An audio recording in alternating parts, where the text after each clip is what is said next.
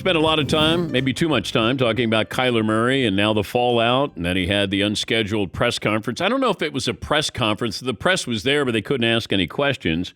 Bob McManaman was there, the senior sports writer for the Arizona Republic. They give you a reason why you weren't allowed to ask questions yesterday, Bob? They didn't say you couldn't, Dan. It's just that I think I was the first one to ask, and Kyler wasn't having it. He eventually did take football-only questions, and you know how those go. If I gave you one question, what would be that question you would ask Kyler? I think it was the one I asked. Why, is your anger, pointed in the wrong direction? Shouldn't you be mad at the team that they included it in your contract and you signed off on it? Are you mad at your agent for letting that get that far?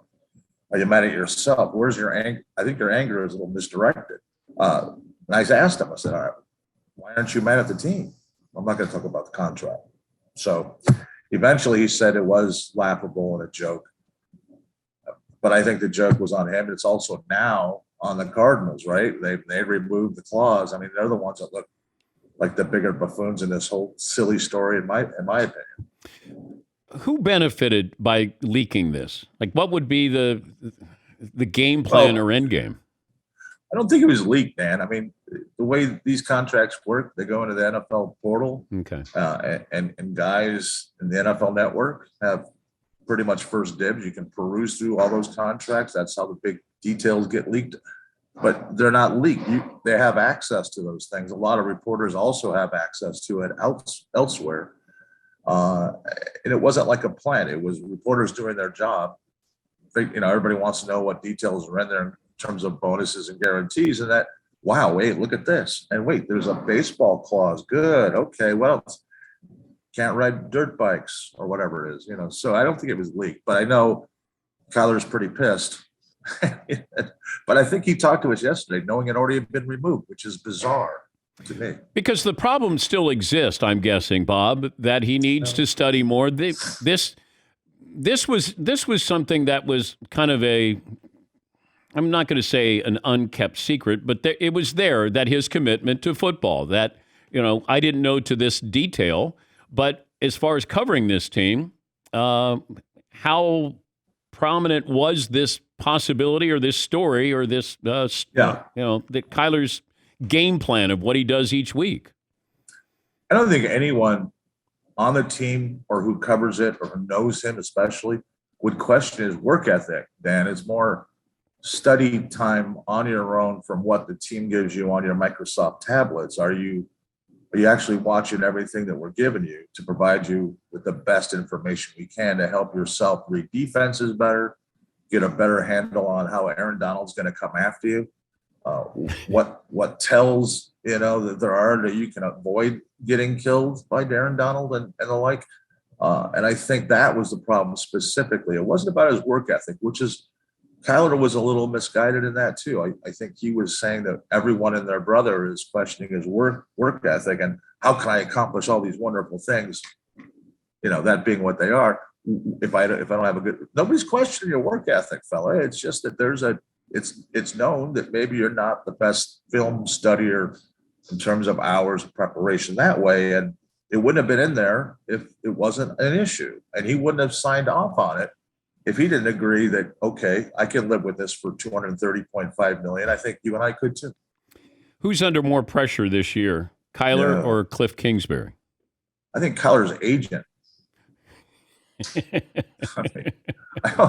I mean, that's a big cut of money, and he could be cutting you loose. I don't think that'll happen. I think they slogged through a lot of animosity and negativity, and Kyler threw his agent under the bus a little bit at his initial news conference, but yeah, I'll tell you this, Dan, Kyler and Cliff both got 5-year extensions. All right. Kyler's going to be through 2028 though. So I'm guessing the pressure is more on Kingsbury. Usually you get rid of the coach before you get rid of the quarterback. But in this case, they locked Steve Keim, the GM, and the head coach up through 2027. I don't think anybody's really on the hot seat, but they're both under pressure. Do we know why Larry Fitzgerald decided to walk away when he did? Well, I was having a nice, pleasant text exchange with him not so long ago, last year.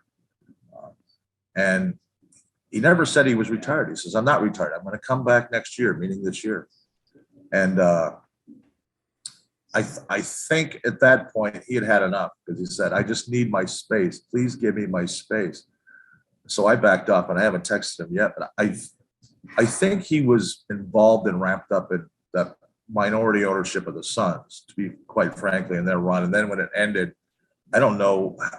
I think that void is really paramount in his life now. He's such a competitive guy. I think he walked away too early. There was always an opening on this team.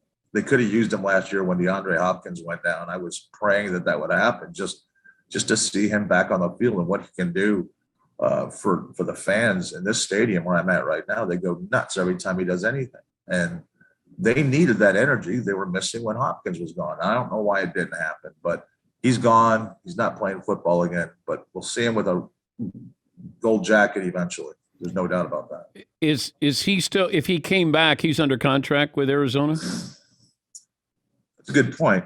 No, he's a free agent. He's unrestricted free agent. He can sign with anybody he wants. Why wouldn't he sign with Brady?